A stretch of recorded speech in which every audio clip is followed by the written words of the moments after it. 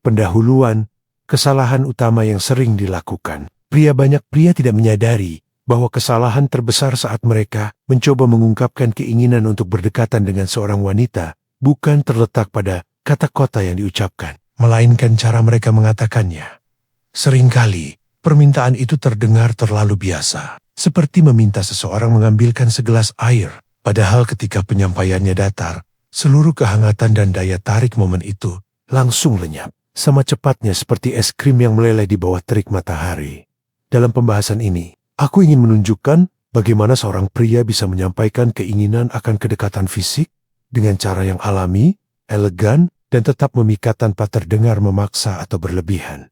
Ini bukan tentang bertingkah seperti bangsawan Inggris atau membacakan puisi dari buku klasik lama. Semua ini jauh lebih dalam. Ini adalah kemampuan untuk menghubungkan keinginan dengan martabat, untuk menciptakan rasa aman dan nyaman, sehingga wanita merasa berada di dekat pria yang benar-benar layak untuk ia bukakan pintu hatinya. Bagaimana membuat wanita merasa aman dan percaya harus diakui? Setiap pria bisa saja memiliki keinginan, namun hanya sedikit yang bisa menyampaikan keinginan itu tanpa merusak suasana. Bahkan sebaliknya, membuat momen itu justru menjadi lebih kuat, lebih menggugah, dan lebih intim. Disinilah peran stoicisme muncul. Bukan stoicisme yang wajahnya beku dan tanpa emosi, melainkan versi yang lebih matang, penuh kendali diri, tenang dalam berbicara, dan sadar setiap kata yang diucapkan. Bahkan ketika suasana memanas sekalipun, elemen inilah yang membuat seorang pria bisa berbicara sedikit, namun berdampak kuat. Jika kamu ingin momen itu melekat dalam ingatan seorang wanita, maka penting bukan hanya apa yang kamu katakan, tetapi juga bagaimana dan kapan kamu mengatakannya.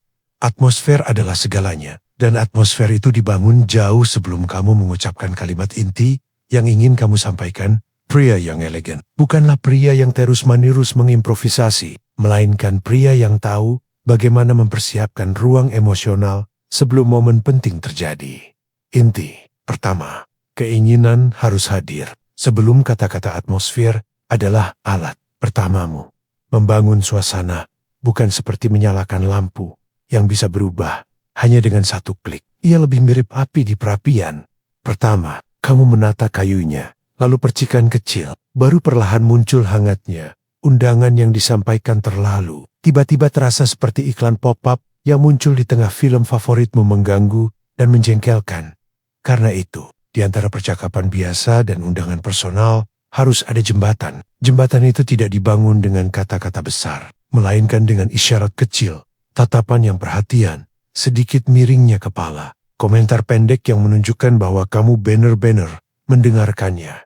Alih-alih berkata, langsung, ayo ke tempatku, kamu bisa berkata, ada sesuatu tentang dirimu yang benar-benar membuatku penasaran. Kalimat seperti ini membuka ruang, bukan memaksa. Lalu diam-diam yang terkontrol menjadi sekutumu. Diam itu bukan kegagalan. Sebaliknya, ia adalah ruang di mana imajinasi bekerja lebih kuat daripada kata-kata. Cukup dengan tatapan, jeda sesaat, dan senyum tipis. Di momen seperti itu, ketegangan emosional tumbuh. Dan wanita mulai membaca makna yang tersirat tanpa kamu harus menjelaskan semuanya. Atmosfer bukan hanya kata-kata, tetapi juga ruang suasana sekitar memegang peran besar. Tempat yang bising tidak akan pernah memberi efek yang sama, seperti ruangan yang tenang. Cahaya lembat, musik yang menenangkan, atau aroma tipis yang memberi kenyamanan.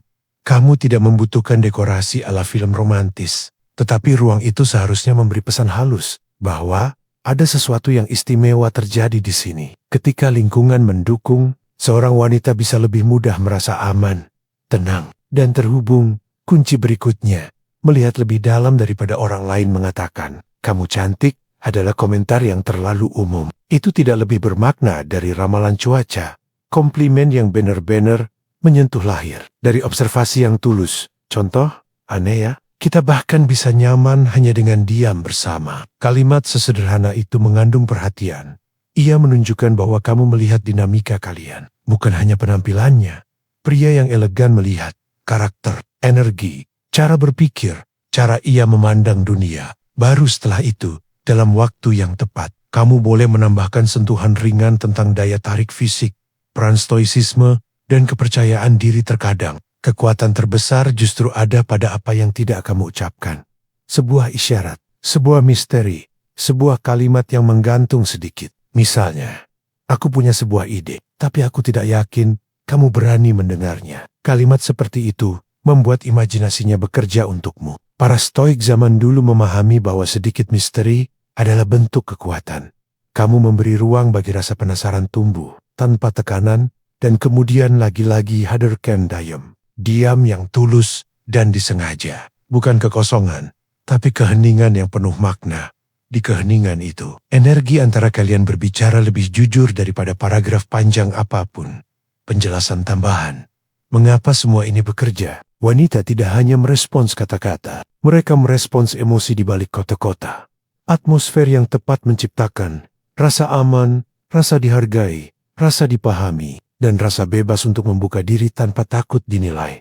Ketika pria mampu menggabungkan ketenangan stoik, kepekaan emosional, bahasa tubuh yang lembut tetapi tegas, dan kata-kata yang dipilih dengan hati-hati, ia menjadi seseorang yang tak hanya diinginkan, tetapi juga dipercaya. Dan kepercayaan adalah pintu menuju kedekatan yang paling alami dan paling tulus.